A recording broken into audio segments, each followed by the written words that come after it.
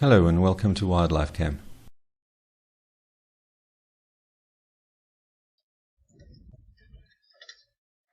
Technically it is still winter here, although the official seasons don't apply. We've been getting temperatures in the mid-30s for a few weeks, and I'm pretty sure by mid-September we'll feel that it's summer.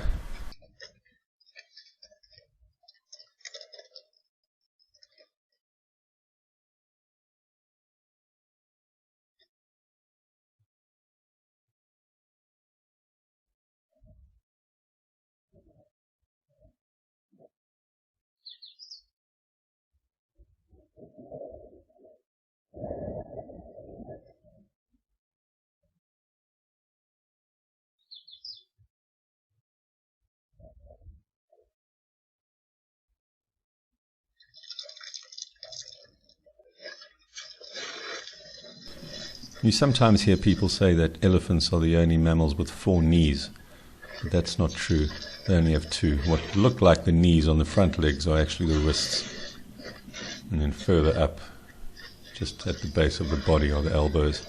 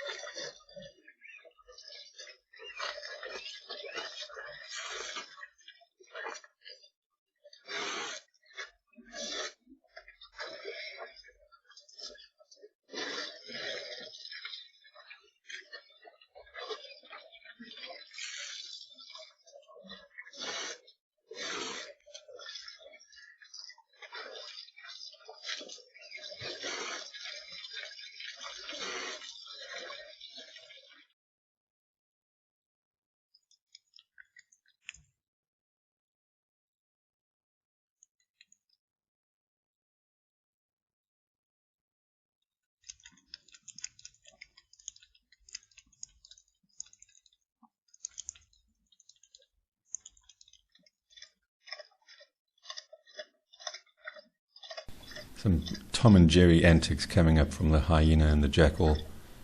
They don't like each other, but there's not much either of them can do about it. The hyena's too slow and ponderous to catch the jackal, and the jackal's too small to do anything to the hyena except annoy it a little bit.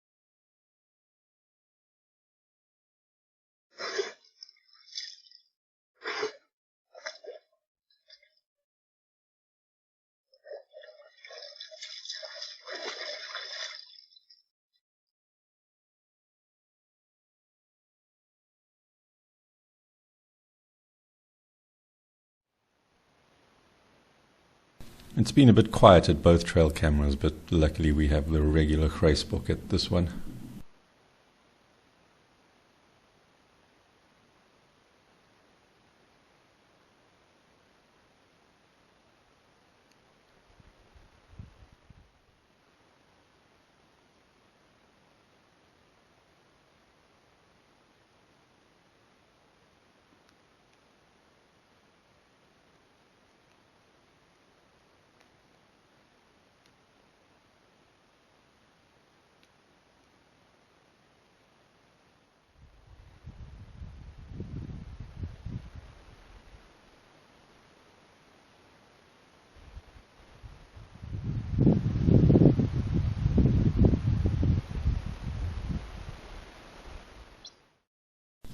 In theory, we get 6 species of mongoose here.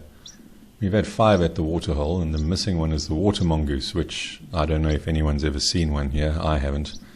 But it wouldn't likely to be up at the waterhole, it would be down at the river.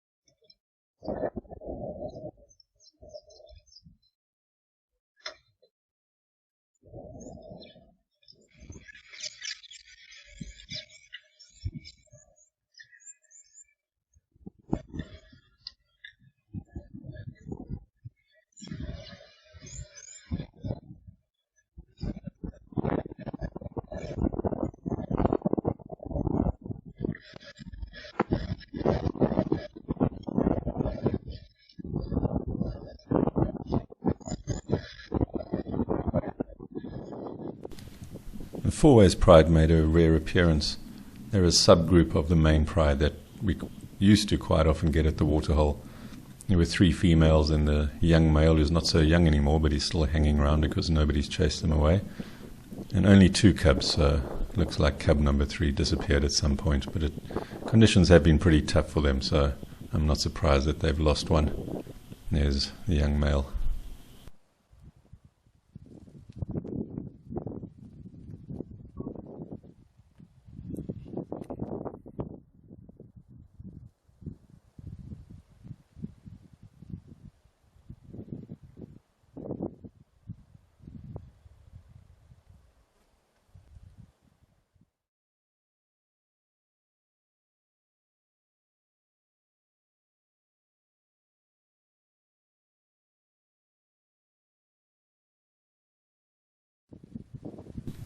One of the lionesses eventually caught wind of something.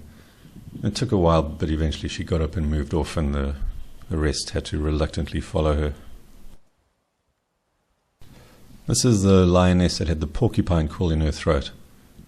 I identified her by looking at the spot pattern of her whiskers, which are distinctive, if you can be bothered to look that closely. So it's good to see that she managed to get rid of it.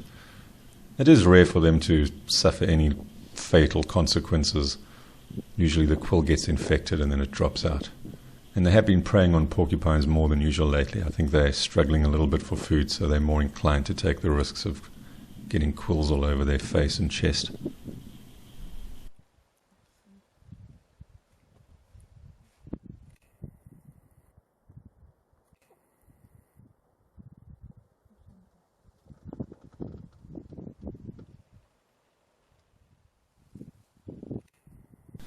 So when the adult lionesses move off, they don't wait for the rest of the group. If they get left behind, then that's their problem, and that's one of the ways in which they will lose cubs. If the cubs are in very poor condition and can't follow, then they just get left behind and eventually die.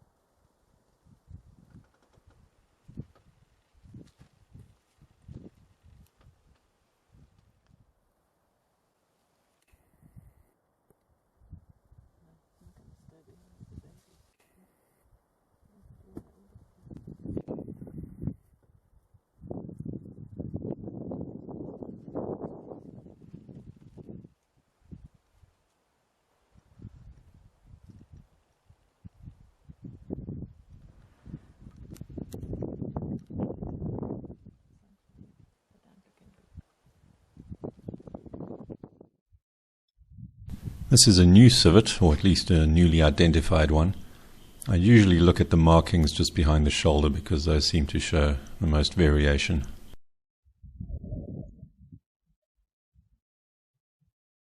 It was very interested in the water lilies, but it wouldn't swallow them. It would chew them for a bit and then spit them out.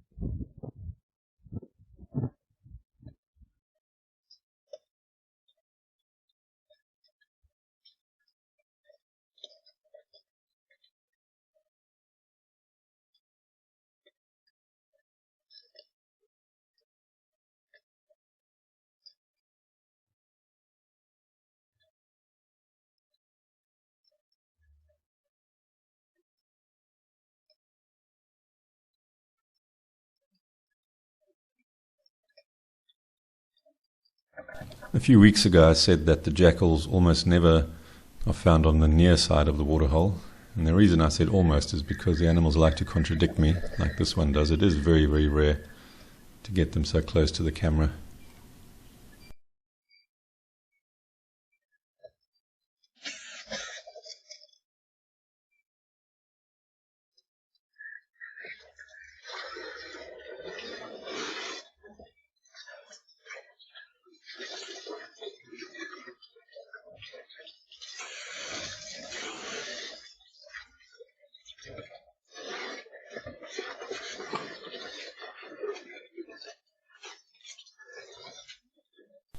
And this little elephant is about to be the victim of an unfortunate little accident.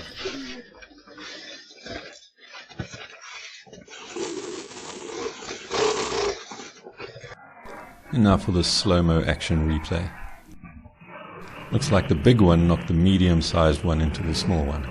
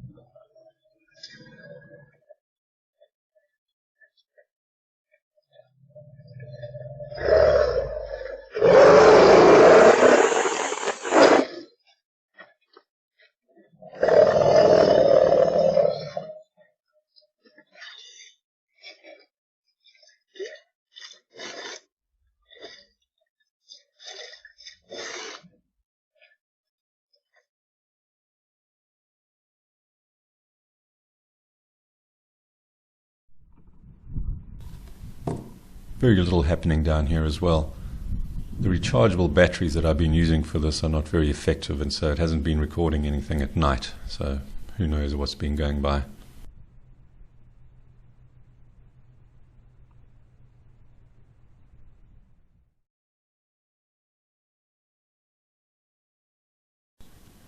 I think that these are genets 1 and 2. 2 first and then 1 coming behind. I couldn't see too clearly because they're a little bit overexposed when they get close to the camera.